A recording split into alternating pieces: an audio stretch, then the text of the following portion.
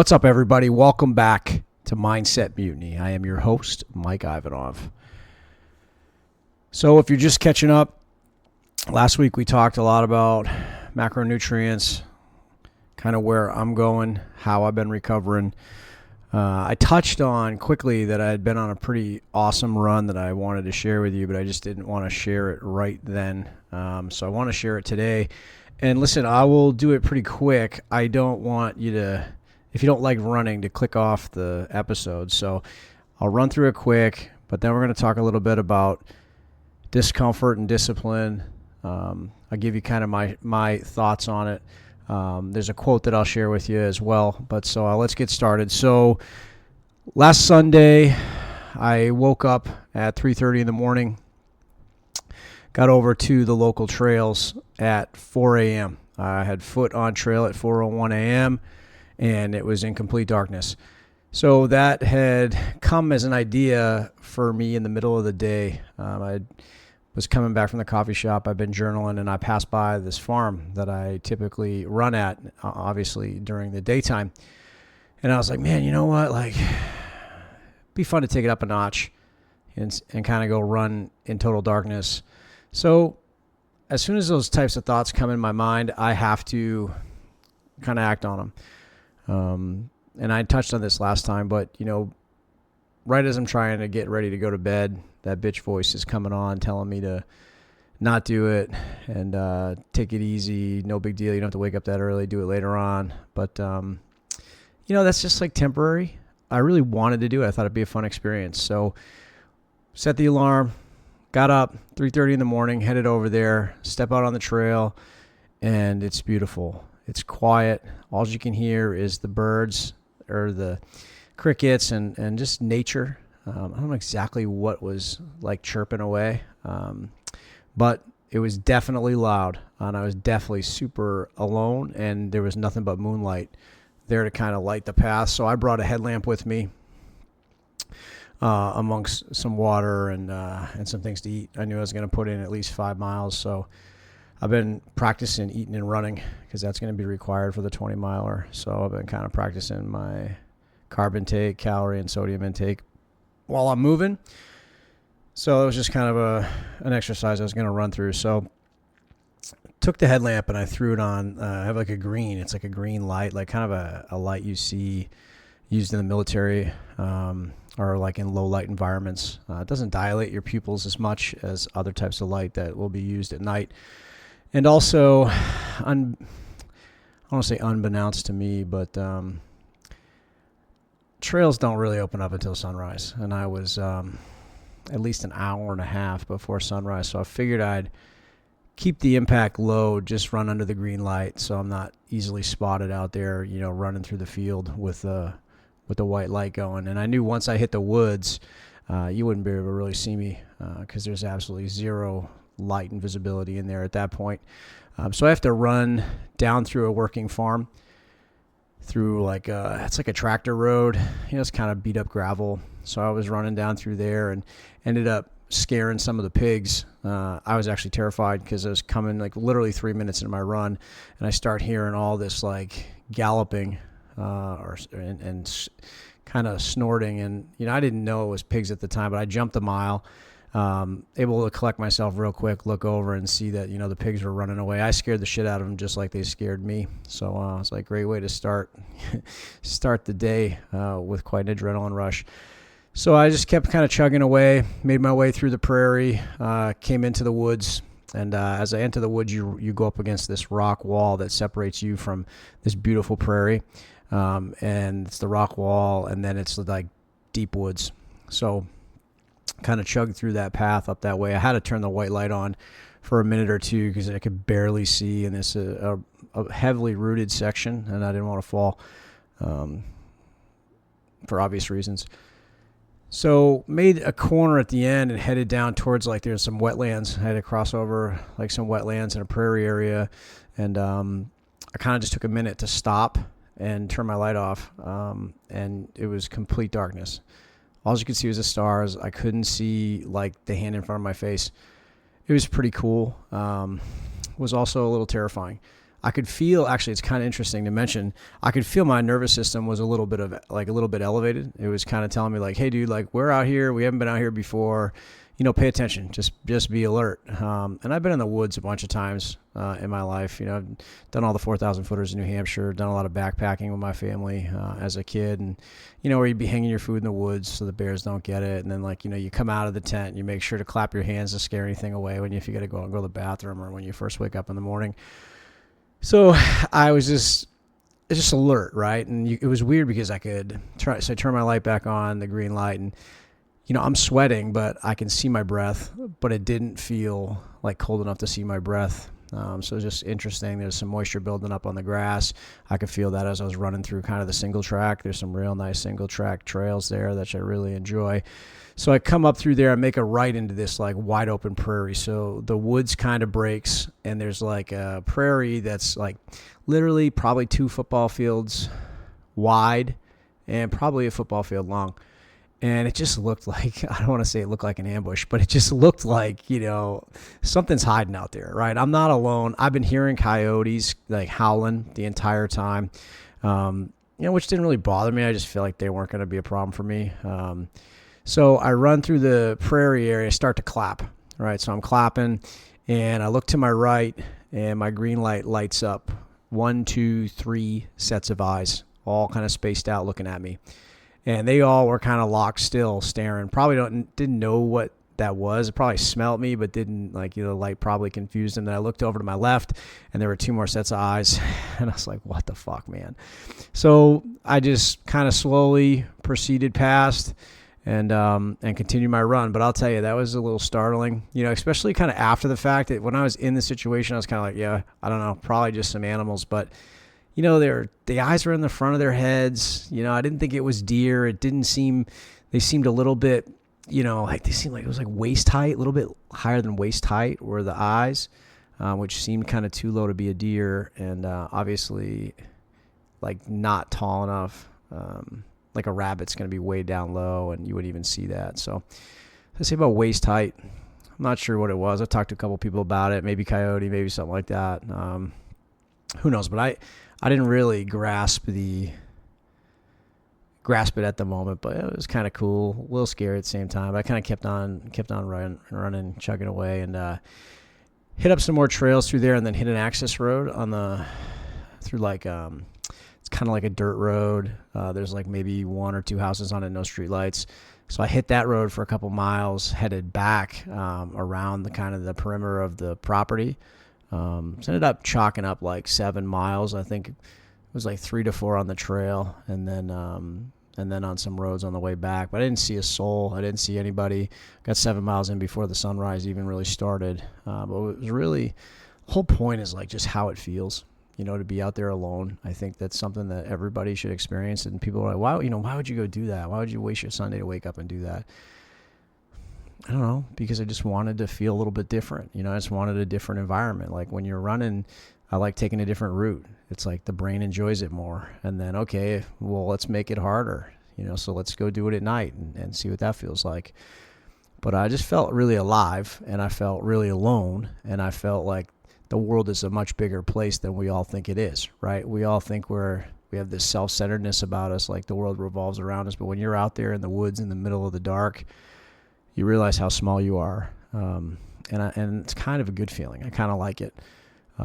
It's also kind of something that people should think about, like how small we are in the grand scheme of things, but yet we're all like worried about what people will think about us if we put ourselves out there. So realize how big the world is and how most people don't even really care to even think about what you're doing. But we create this thing in our heads that we think people are watching and judging and, whatever. So that's just a takeaway for me, but amazing run. I had a great time. Happened to catch the sunrise right as I was getting back to my car. Beautiful fog coming up over the field with the sun lighting it up. It was really special. So also what's really great about it is when you wake up at 3:30 and you're running at 4, when you're in the middle of the week and you got to wake up at 5 and start running at, by 5:15, it seems like you slept in. So it's kind of like how I dimension it, like in my mind. So it's like, oh man, really don't want to wake up this early, but it'll make it feel easier during the week. So I had a nice run this week as well. 5:30, clocked another 7 miles, got to see the sun come up. I think it's just really powerful. And I would challenge all of you to get out there and just like go for a walk at night, with a light, and like go for a longer walk, not like 50 yards up the street and turn around. Like put on a couple miles and just be out there in silence alone. Obviously, if you could use a sidewalk, use a sidewalk, like, be smart about it. But I'm just feel like it's something that most of us don't get to experience, or wake up super early in the morning before you go to work and just go for, a 2-mile walk. There's something really calming about it and really kind of liberating. And nobody else is up. So like for me, when I'm running down the street at 5 o'clock in the morning and nobody's up, it's empowering for me. I feel like, hey, listen, I'm the 1%. I'm out here getting it when everybody else is in bed. It's a level of discipline, that I carry, that, when I put these things out there that I'm going to do, it's kind of the law to myself. Right. And that's how you build that confidence. People are always like, oh, how do I want more confidence, blah, blah, blah. It's like, yeah, building more confidence is about keeping the promises you made to yourself. And those promises kind of become like the law of how you live. And that's what kind of shuts that doubt down that most people have pop up, that creates that lack of confidence. So, make a promise to yourself. You're going to get out in the morning and you're going to walk before the sunrise comes up, and you're going to do it for a week. And I think that if you actually go and do it, and I know there'll be a lot of people that don't even care to do it, and some will try to and make an excuse as to why they can't, and then maybe one or two will. And for those one or two people that do, your perspective on everything changes. And I know it sounds so simple, Mike, how's a walk before anybody wakes up going to change my perspective? Well, the proof is you going and do it. So just go do it, and I think you'll realize everything I'm telling you is exactly right. So anyway, I had a good run this week as well, not just on Sunday. I had another good one on Wednesday, which is great, but I was able to get my fueling down. I was able to hit my targets for my calorie intake, my sodium, and my carbs, including my water intake. So for about an hour and 11-minute run, it was about 7 miles. I was able to get 18 ounces of water in, 410 calories, 1,155 grams of sodium, and 82 carbs. That came in the form of G1M Sport. It's a scoop of carbohydrate mix for my drink. That's a BPN product. BPN Go Gel, Honey Stinger Waffle, Rice Krispie Treat, and a scoop of electrolytes from BPN. Now, the only problem with that is that if I'm going to repeat that process for 5 hours, I'm going to need to do it with some real food. So I'm going to have to start considering some bananas, some English muffins with peanut butter on them. Some different things to try to fuel the body that won't cause the stomach to flip on me. But anyway, just excited. Great week. Macros are locked in as well. Getting my protein number like I need to, and I can see the body starting to change a little bit. So that's some great news.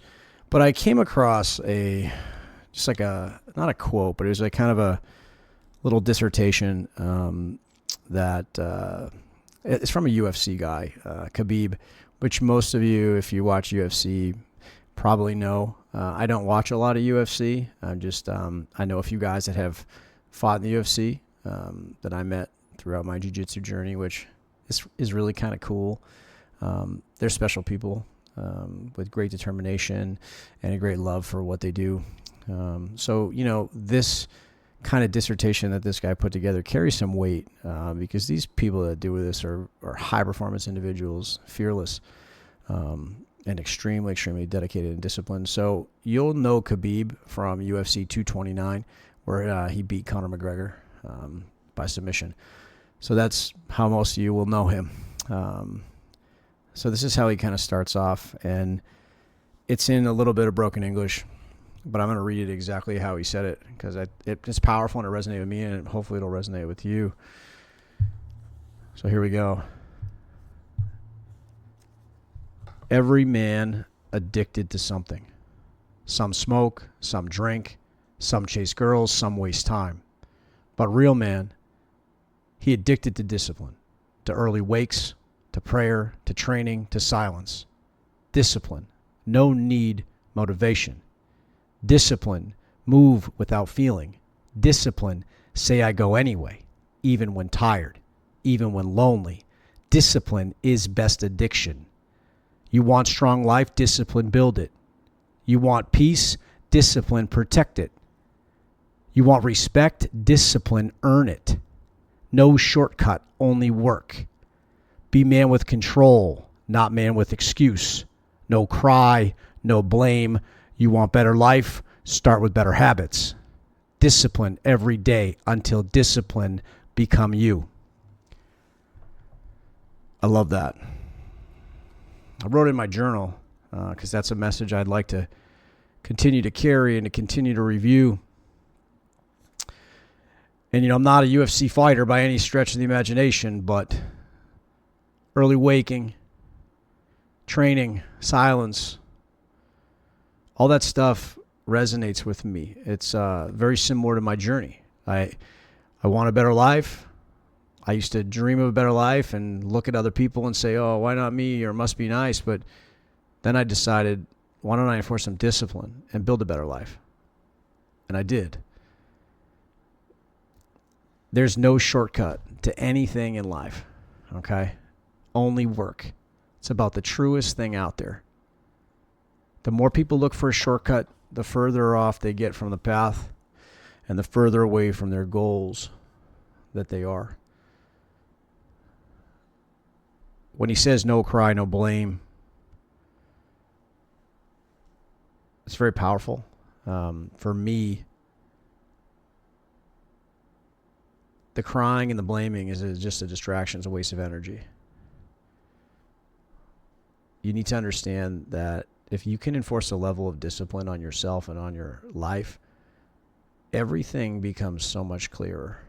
All the distraction burns away. All the excuses disappear. Because what you realize is that there's nobody out there that's going to come help you or save you. It's up to you. But what's so great about it is you know what you have to do. It's just doing it daily and consistently, which is where that level of discipline comes in. Most of you that have been listening to the podcast know that I have been on a journey myself. Had a really bad mental health problem at one point in time in my life. And all it really kind of boiled down to is I was living a life that wasn't disciplined. I was living a life of trying to find comfort around every corner. I was living a life just of emptiness, of drinking alcohol and trying to numb my pain and my insecurities. And then I started finding a little bit of discipline. And the first thing, and people hear me talk about this all the time, the first thing I started doing was drinking a gallon of water every single day. And now it's turned into running at 3:30 in the morning in total darkness. You have to start with some small steps that you can measure, that are strategic, and that you continue to do without anything else. Like there's no excuse. You have a written routine and you execute every item on that routine before you go to bed. And that just becomes who you are. And then as you get really good at executing that written routine, you start to add things to it. And it starts to evolve. Over years, it starts to change. And as you can, the more discipline you can enforce on yourself, the easier your life gets, the better it looks. So I came across another really kind of interesting paragraph that I want to share as well, because I talk about it a lot with a lot of my clients. We all get stuck thinking about like money, chasing money and being rich and all these things. Like a lot of young men are pursuing that. But where they fall off track is they pursue that before they pursue themselves, right? And if you meet anybody of measurable wealth, they will tell you that the money doesn't mean anything. They'll tell you that the things that matter are the person that you've created, the journey that you've been on that's developed you into the human being that you are today, your ability to be able to look at your deficiencies, address them, and pursue that as a passion. And I've had these conversations with these type of people, and it's been very liberating for me, and it confirms a lot of what I believe at this point in my life. If you build the man, the money will come. If you build that man or woman, the money will come. The problem is people try to get to that money first, and they think that it's going to save everything about who they are, and it's going to fix all their problems, but it just amplifies everything. So here's the kind of the paragraph. It's called Earned Worth. I've learned this the hard way, and I want you to hear it straight. Meaning isn't handed to you. It doesn't arrive with applause, and it sure as hell isn't free. You buy it, and the price is steep. You pay in the early mornings when your body begs you to stay in bed. You pay in the quiet sacrifices no one will ever see or thank you for. You pay in the choices that cost you comfort but build your spine. And you keep paying day after day until the man you were can no longer recognize the man you've become. When that day comes, you'll know you've earned something no one can take from you. That's the only kind of wealth worth having. It resonates with me, and I hope it does for you. So I have a way that I operate that I share with people. It's called the Compass of Discomfort. So I talk about the written routine, and the first thing about the written routine is it's your map. Okay, you can't operate without a map. If I took you and dropped you in the middle of the country from a helicopter with no map and you're blindfolded, you'd have no way of finding your way out. You'd have no way of getting to the X. But if I handed you a map, dropped you off with the compass, you might be able to find your way along that path. So the way I look at it is I have a map. I've written down where I want to go. I've written down what that trail might look like. Of course, it'll change. You'll hit roadblocks. You'll come across river crossings. You'll find peaks in your way that maybe you got to go around versus climbing over them, or maybe you come up to certain things you just need to blow a hole in the wall. But you'll never do that unless you follow the compass of discomfort. So for me, I've developed this over time, this idea. So I always execute what I call as a war map, and that's kind of my entire journey, where I want to go, what I want to do, addresses all the doubt, fear, and insecurity in my life is all written down the war map. And then I take the compass, all right, which instead of pointing north, my compass points to discomfort. So I point that compass, and I walk towards the discomfort. So anything in my life, that's how I measure it. So I have a bunch of things I want to do, or there's some events I need to go to, or challenges I need to take on, or whatever direction I need to go on this map is the one that points to the most discomfort. So my map is kind of written with the idea that the journey of discomfort is the most pleasurable one.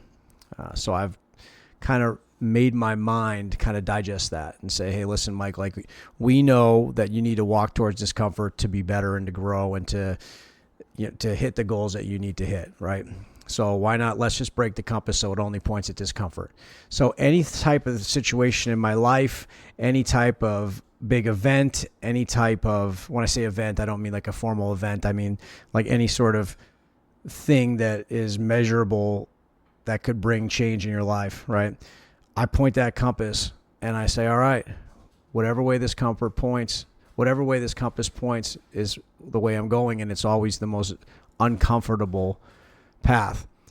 And I've been doing that for the last 5 to 6 years, and I get better at it, right? So, I would initially start pointing that compass, and I'd, convince myself that the compass was wrong. And, now where I'm at today, sometimes I don't even need the compass. I have a feel for it, right? So, just like when you're driving, you don't always need the GPS. You got a feel for where you're going. So when you get really good at walking into discomfort, you just get a feel for it. And then you kind of start to crave it. And that's kind of that reason why, you go for a run in the darkness at 3:30 in the morning. because you're looking for that discomfort because you know that it might bring something of value to your life. And it's the same thing with everything. It's any conversation you have with a new, a new person that you meet. It's anywhere around you, discomfort. It's just we get really good because we're at ignoring discomfort and trying to get away from it because that's how we're programmed. So you have to counter program your mind, where we all know you want to go seek comfort. That's how we all are, unfortunately. But when you have that compass that points to the discomfort and you just make this agreement with yourself, enforce that discipline that, hey, whatever way this compass points is going to point at the most uncomfortable way, that's the way we're going to take, because that's where the biggest return on investment is. That's where all the growth comes from. With no doubt in my mind, the only things that have ever brought a lot of happiness to my life were through the most uncomfortable paths. Anything that's easy isn't worth it. It's fleeting. And it fades really quick. I was telling somebody this the other day. It's like, you know what, you go out and buy a new car, and how quickly does that new car not do it for you anymore? But you go out and you run a marathon, or you get your master's degree, or you enter into some conversations that you've been running from for so long, and they go your way. Like that feels 100 times better. That level of accomplishment and reward and growth outweighs anything else. So walk towards the discomfort. Grit your teeth. Don't think about how scary it is. Just do it. You just have to start walking.